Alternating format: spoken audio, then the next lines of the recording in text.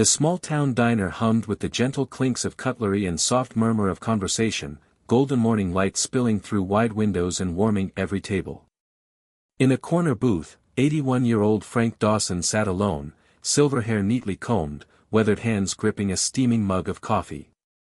His faded army jacket, adorned with frayed patches, whispered silent tales of courage, sacrifice, and decades of quiet resilience. The calm of the morning shattered when the diner door slammed open, and a young, tattooed thug burst in, eyes burning with arrogance and malice. In an instant, his rough hand struck Frank across the cheek, the sharp slap cracking through the room like a gunshot. Coffee toppled, cups clattered, and patrons gasped in fear. But before chaos could fully settle, all eyes turned to the next figure, Frank's son, Tom Dawson. Broad-shouldered and imposing, boots thudding on the checkered floor, his piercing gaze radiated authority, protective fury, and unyielding determination. In that frozen heartbeat, dignity, courage, and family honor faced down reckless violence, holding the room in tense awe. The soft morning sunlight streamed gently through the wide windows of Millie's diner, casting a golden glow over the black and white checkered floors and chrome-edged tables. The air carried the comforting scent of brewed coffee and freshly buttered pancakes, mingling with the faint hum of conversation and clinking cutlery. At a corner booth, 81-year-old Frank Dawson sat alone, a portrait of quiet resilience. His silver-gray hair was neatly combed, contrasting with the deeply lined, weathered face that spoke of decades of service and sacrifice. His hands, rough and veined, trembled slightly as they cradled a steaming mug of coffee, the warmth radiating through his palms.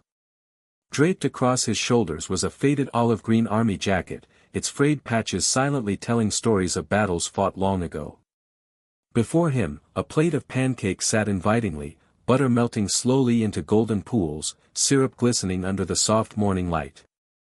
Frank's blue-gray eyes stared pensively out the window, reflecting a life lived with honor and quiet dignity. Around him, the diner moved with gentle rhythm.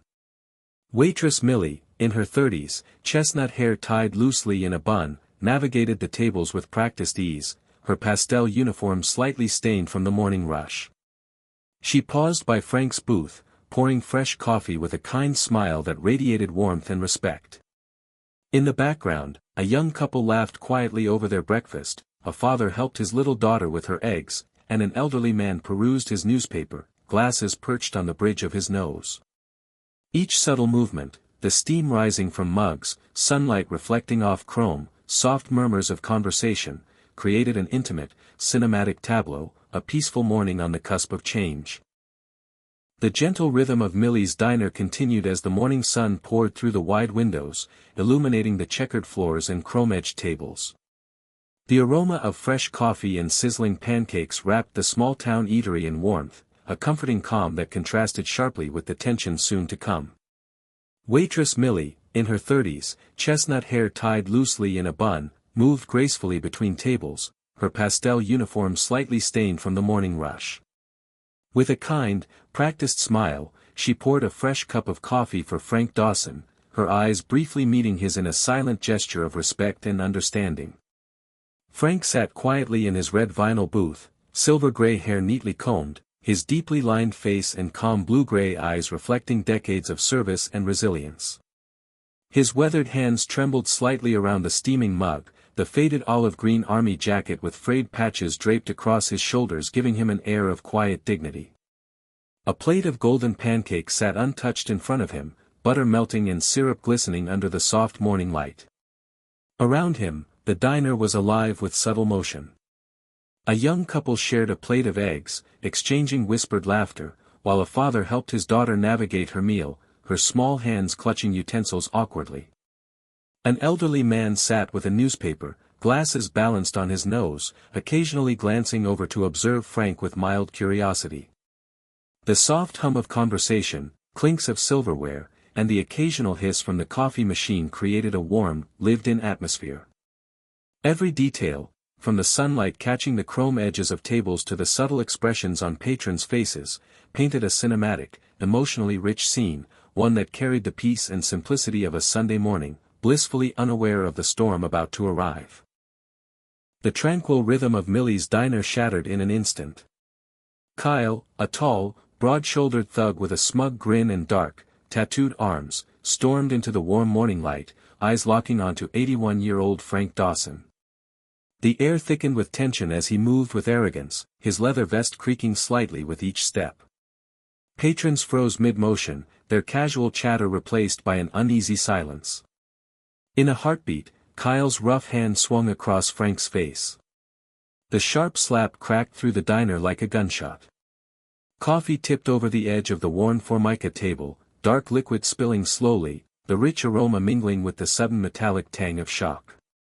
Yet Frank's expression remained unwavering. Silver-gray hair shifted slightly, his blue-gray eyes calm, steady, a quiet defiance radiating from the frail frame beneath the faded olive-green army jacket adorned with frayed patches. He steadied himself with a firm grip on his coffee mug, the dignity of decades of service unbroken by the crude act. Around them, reactions rippled through the diner. Waitress Millie froze mid-pour, chestnut hair in a loose bun, her coffee pot trembling in her hands, eyes wide in disbelief. A young couple huddled together instinctively, the woman covering her mouth in horror. A father held his daughter tightly, whispering reassurance, while the little girl's wide eyes mirrored confusion. An elderly man with gray stubble and a flannel shirt clenched his fists, silently judging the thug's insolence. Kyle's two companions, a wiry blonde and a bulky, shaved-head man, stared uneasily, their smirks gone, eyes betraying fear and uncertainty. Every detail, the spilled coffee, the shifting army jacket, the subtle tension in Patron's muscles, painted a cinematic freeze-frame of raw emotion and unshakable dignity, capturing the stark contrast between brute arrogance and quiet honor in the heart of a seemingly peaceful diner. The diner seemed to hold its breath. The clatter of cutlery and low hum of conversation faded as the entrance burst open, and Tom Dawson strode in. At 35, his broad, muscular frame commanded the room, each step of his heavy boots thudded against the black and white checkered floor like a warning.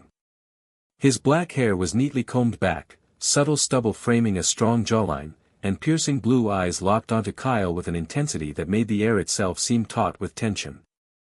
The faint scent of leather, motor oil, and smoke clung to him, marking his presence as formidable and unyielding.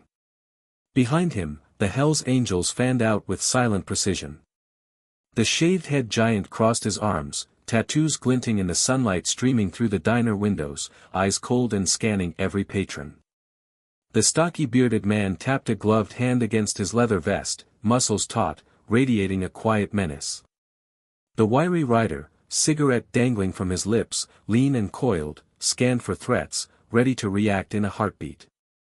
Inside the diner, Frank Dawson's silver-gray hair shone in the soft light as he straightened his shoulders, gripping his coffee mug with calm pride.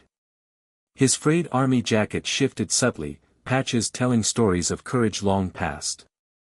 Kyle froze, wide-eyed, lips parted, the arrogance drained from his face. His wiry blonde friend hunched nervously, hands fidgeting, eyes darting toward the exit. The bulky companion stiffened, chain glinting, stepping back, terror written across every feature. Patrons held their collective breath. Waitress Millie gripped her coffee pot, chest heaving, eyes wide in awe and relief. Young couples, fathers, children, elderly men, all watched as authority, courage, and looming danger converged. Sunlight streamed through the windows, reflecting off chrome edges and spilled coffee, capturing a cinematic tableau of confrontation frozen in a moment before justice could erupt. The diner was thick with tension, every eye fixed on the standoff. Kyle, the tall, tattooed thug, staggered backward, his wide eyes filled with panic, lips trembling, and sweat slicking his pale forehead. The weight of his arrogance collapsing upon him was palpable. Behind him, his wiry blonde friend huddled, anxious and trembling, hands fidgeting as he inched toward the exit, while the bulky companion, chain catching the sunlight, retreated slowly, terror etched across his broad features. Tom Dawson, 35, stood like a force of nature. Black hair neatly combed back, subtle stubble accentuating a strong jawline, piercing blue eyes locked onto Kyle with unwavering intensity. His broad, muscular frame dominated the space, leather jacket creased from years of riding, fists clenched at his sides. Each heavy boot echoed authority on the checkered floor, a silent warning that any misstep would have immediate consequences. The faint scent of leather, smoke, and motor oil trailed him, heightening the sense of controlled menace.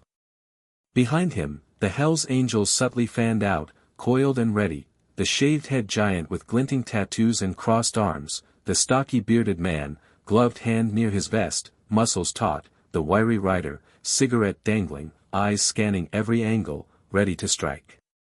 At the center, Frank Dawson remained upright, silver-gray hair neat, back straight, blue-gray eyes calm and proud.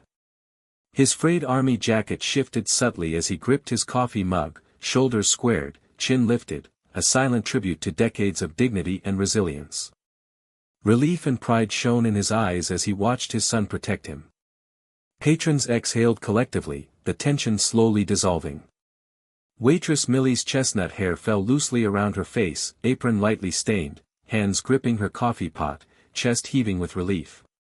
Young couples clung together, fathers whispered to children clutching stuffed toys, elderly men nodded subtly in approval. Sunlight streamed through the diner's windows, reflecting off chrome edges, spilled coffee, and the black and white checkered floors. In that suspended moment, every subtle movement, from unclenching fists to softening eyes, told the story of justice, courage, and family bonds. Kyle and his friends retreated, humbled and defeated, as the diner gradually returned to its warm morning rhythm, the community quietly unified in awe and silent gratitude.